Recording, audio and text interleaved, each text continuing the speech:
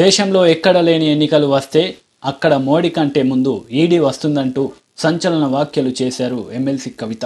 మోడీ దేశంలోకి అధికారంలోకి వచ్చి 8 ఏళ్లు అయితే అడ్డదారిలో ఎన్ని రాష్ట్రాల్లో అధికారంలోకి వచ్చారో ఇలానే తెలంగాణలో కూడా కుట్రలతో గెలవాలని మోడీ చూస్తున్నట్లు పేర్కొన్నారు కవిత.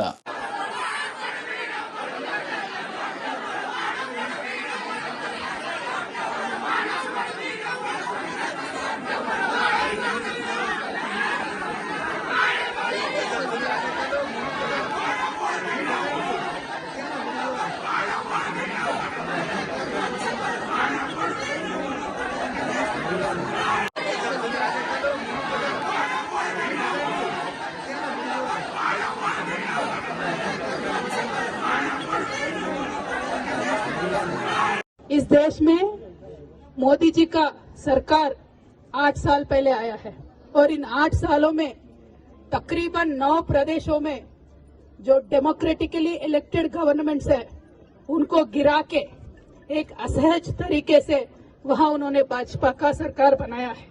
ये हम देख रहे हैं इस देश में क्या हो रहा है और ये आज देश में बच्चा बच्चा जानता है कि किसी भी प्रदेश में इलेक्शन होने वाला होता है वहां मोदी से पहले ईडी पहुंच जाता है। तो आज तेलंगाना में भी यही हुआ है, कुछ नया नहीं है।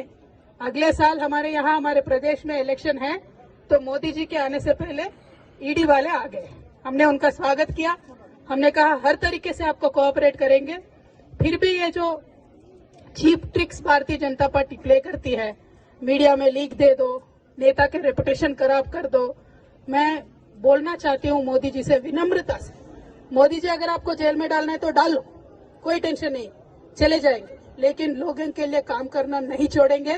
बीजेपी के जो फेल्यूर्स है उसको एक्सपोज करना भी नहीं छोड़ेंगे। और आज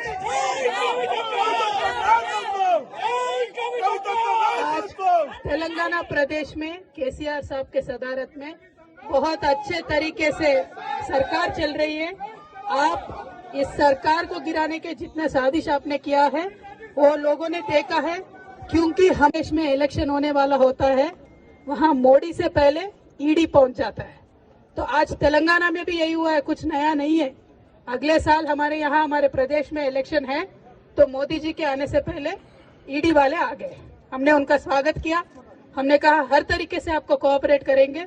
फिर भी ये जो cheap tricks Bharatiya Janata party play करती है, मीडिया में लीक दे दो, नेता के रेपुटेशन खराब कर दो, मैं बोलना चाहती हूँ मोदी जी से विनम्रता से, मोदी जी अगर आपको जेल में डालना है तो डालो, कोई टेंशन नहीं, चले जाएंगे, लेकिन लोगों के लिए काम करना नहीं छोड़ेंगे।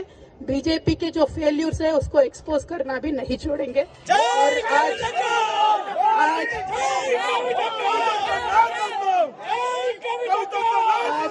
तेलंगाना प्रदेश में केसीआर साहब के सदारत में बहुत अच्छे तरीके से सरकार चल रही है। आप इस सरकार को गिराने के जितना साजिश आपने किया है वो लोगों ने देखा है, क्योंकि हमने वो षड्यंत्र को लोगों के सामने रखा है। तो आप रिएक्शन में ये सारी चीजें कर रहे हो, सिर्फ मेरे ऊपर नहीं, हमारे मंत्रियों के ऊपर, हमारे एमएलएस के ऊपर, एमएलसीज के ऊपर, ईडी, सीबीआई, आईटी सब कुछ चला रहे हो। हम आपका स्वागत करते हैं, आपसे कोऑपरेट करेंगे, लेकिन आप ये बताइए कि आपने तेलंगाना के लिए क्या किया। बस इससे ज्यादा मैं कुछ नहीं पूछती हूँ। We welcome the agencies, we will absolutely cooperate with them and we are not scared of anything.